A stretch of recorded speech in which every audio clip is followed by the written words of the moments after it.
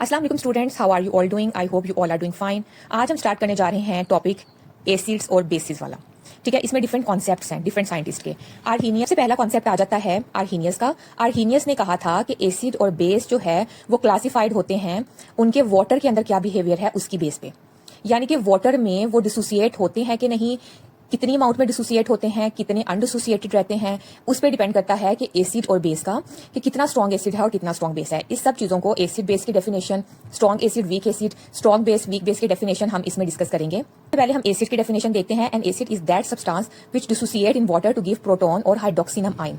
यानी कि एसिड वो सब्सटेंस होगा कि जब उसको वाटर में ऐड किया जाएगा तो वो H पॉजिटिव आयन देगा या फिर हाइड्रोक्सिनम आयन यानी कि H3O पॉजिटिव आयन देगा।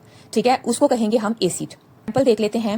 सबसे पहले HCl, HNO3, H2SO4 and HCN।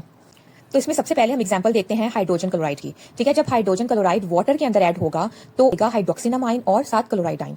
ठीक है, अब ये पहले मैंने कोऑर्डिनेट कोवलेंट बॉन्ड में भी आपको एग्जांपल एक्सप्लेन की थी, अब मैं आपको दोबारा एक्सप्लेन कर देती हूँ। जिसमें वाटर मॉलिक्यूल है उसमें हाइड्रोजन क्लोराइड को ऐड किया, जो कि उसके बाद जब हाइड्रोजन क्लोराइड को ऐड किया तो वो डिसोसिएट हो गया, यानी कि वो ब्रेकडाउन हो गया अपने दोनों आयन्स में। H positive ion, Cl negative ion, जो वाटर मॉलिक्यूल प्रेजेंट थे वो एज इट इज प्रेजेंट रहे। ठीक है, जितने पहले प्रेजेंट थे उतने ही प्रेजेंट रहे। उसके जो है वो H2O के साथ जो है वो बॉन्ड बना लेता है। क्या होता है, ये H2O के साथ जो है वो रिएक्ट करता है, यानी कि इसके हाइड्रोजन पे जो लोन पेयर होते हैं दो, उसमें से एक लोन पेयर में 2 इलेक्ट्रॉन एक्सेप्ट करता है और H3O पॉजिटिव आयन बना देता है, या साथ कोऑर्डिनेट कोवलेंट बॉन्ड बना देता है और H3O पॉजिटिव की फॉर्म में जो है वो प्रेजेंट होता है।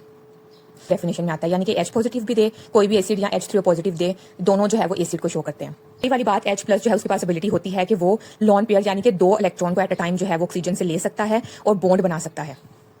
इस तरह बेस जो है वो सब्सटेंस होता है जो वाटर में डिसोसिएट होता है और हाइड्रोक्सिल आयन देता है, यानी कि OH नेगेटिव आयन देता है।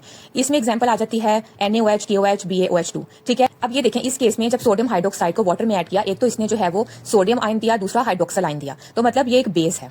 ठीक है, अकॉर्डिंग टू आर्हीनियस कॉन्सेप्ट। ये मैं आर्हीनियस कॉन्सेप्ट का बता रही हूँ। ठीक है, ब्रॉन्स्टीड लॉरी कॉन्सेप्ट है, Lewis acid and base concept है, वो हम बाद में पढ़ेंगे। ठीक है, अब ये स्ट्रॉन्ग एसिड क्या होता है, वो एसिड जो अपने आयंस को कंप्लीटली वाटर में डिसोसिएट कर देता है।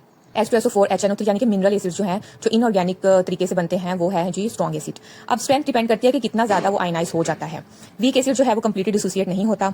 ऑर्गेनिक एसिड जो है वीक एसिड होते हैं। आगे स्ट्रॉन्ग बेस वो होती है जो कंप्लीटली वाटर में आयनाइज हो जाए, वही वाली बात। वीक बेसिस होती है जो कंप्लीटली आयनाइज नहीं होती, यानी कि कुछ जो है वो अनडिसोसिएटेड फॉर्म में रहती हैं। ठीक है, आई होप आपको ये आज का लेक्चर बहुत अच्छे से समझ आ गया होगा। Thank you so much for your time. Allah Hafiz.